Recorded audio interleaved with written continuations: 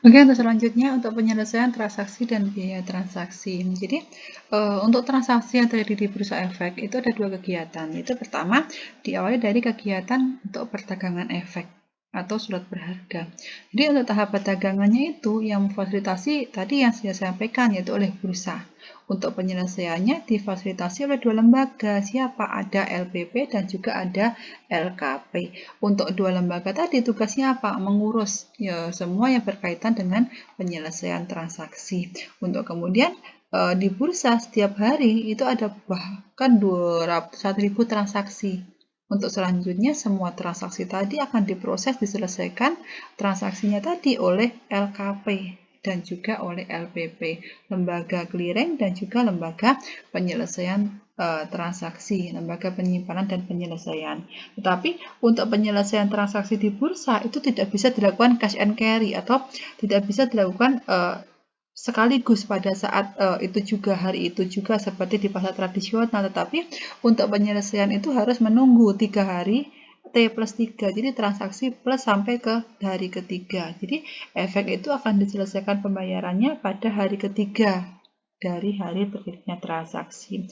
Misalkan transaksi terjadi hari Senin, nanti akan selesainya kapan? Selasa, Rabu, Kamis itu baru akan selesai. Baru ada penyelesaian.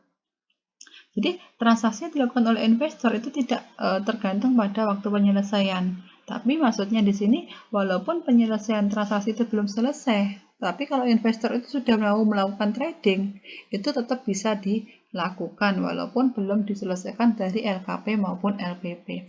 Ini untuk proses atau prosedur penyelesaian transaksi bisa dilihat di gambar di sini. Jadi pertama kali itu dari emiten melakukan transaksi ke investor beli maupun dari investor jual.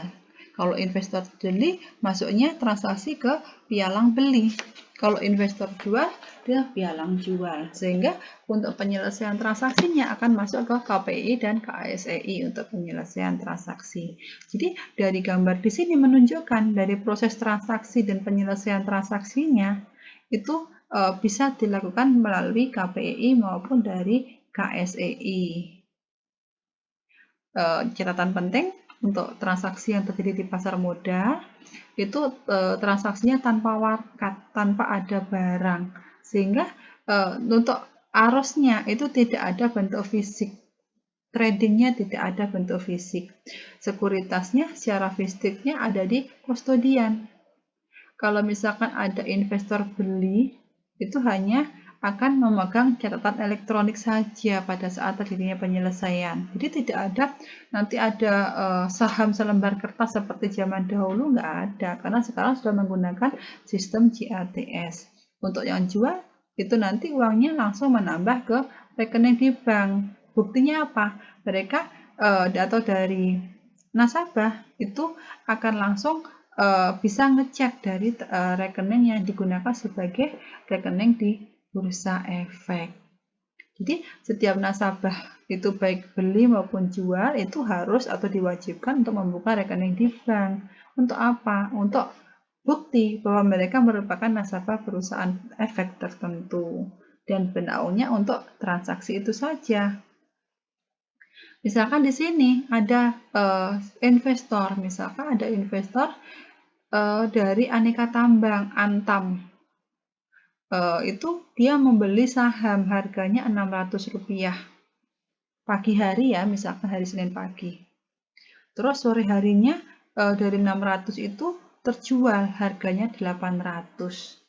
Dari investor tadi mau menjual sahamnya tadi, Antam tadi, tetapi kan belum diselesaikan T+3 kan harusnya. Itu bisa nggak dijual? Bisa. Jadi investor tadi bisa langsung memasang order jual walaupun penyelesaiannya belum selesai, belum T+3. Kenapa? Karena semua transaksi itu akan dicatat secara elektronik dan datanya itu akan dikirim langsung kepada LKP maupun LPP untuk diselesaikan. Jadi penghitungan transaksi kegiatan jual maupun beli itu yang dilakukan oleh investor itu dilakukan menjumlahkan netting, berapa jumlah dana yang didapat serta berapa total saham yang berpindah. Jadi tidak harus menunggu